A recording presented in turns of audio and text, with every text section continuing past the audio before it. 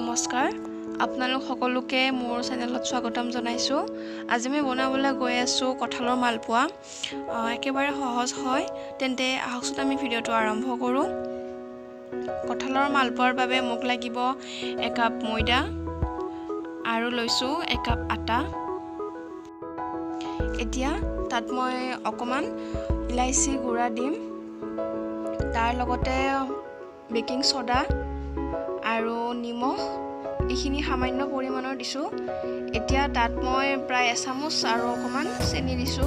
মই চেনি বেছিকৈ ব্যৱহাৰ কৰা নাই যেহেতু কঁঠালত মিঠা থাকে এতিয়া মই এইখিনি ভালদৰে মিক্স কৰি লম তাত মই এতিয়া কঁঠালৰ ৰসখিনি দি লৈছো এইখিনি মই ভালদৰে মিক্সিত পিচি লৈছো তাত মই গুটেইখিনি দি ভালদৰে মিহলাই লম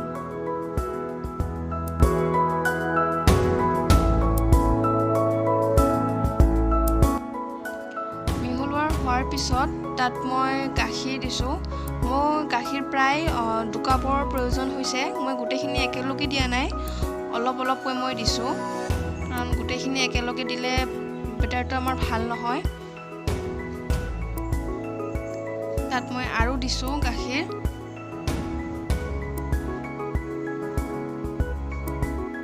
আমাৰ এতিয়া এইখিনি হৈ গৈছে এতিয়া মই এইখিনি প্ৰায় 2 ঘণ্টাৰ কাৰণে ৰেষ্টৰ বাবে থৈ দিম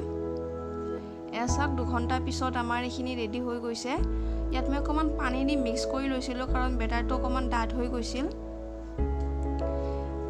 এতিয়া মই কেৰাহীত ৰিফাইন গৰম হ'ব দিছো তাত মই আমাৰ মালপোৱা যেনেকুৱা বনাই হেনেটো সাইজতে তাত মই দি দিছো কৰচেৰে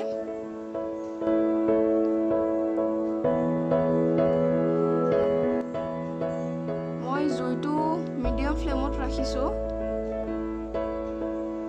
এতিয়া মই দুখন উলুটাই দি ভালদৰে গোল্ডেন ব্ৰাউন হোৱালৈকে ভাজিম আমাৰ এইখিনি ভালদৰে গোল্ডেন ব্ৰাউন হৈ গৈছে এতিয়া এইখিনি মই নমাই থম তাত আকৌ দিছো এনেদৰে মই গুটেইখিনি ভাজি লম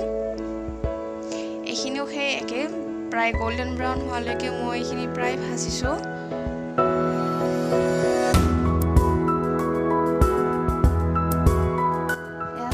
আমাৰ ভালদৰে এইখিনি গোল্ডেন ব্ৰাউন হৈ গৈছে এতিয়া মই এইখিনি প্ৰায় নমাই থৈ দিম আমাৰ এয়া কঁঠালৰ মালপোৱা প্ৰায় সম্পূৰ্ণ হৈছে দেখিছেনে কিমান সুন্দৰকৈ আৰু কিমান সহজভাৱে আৰু অতি কম সময়তে আমাৰ এইখিনি হৈ গৈছে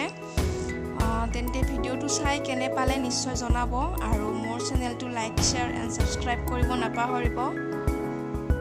তেন্তে আজিলৈ এইখিনিয়ে ধন্যবাদ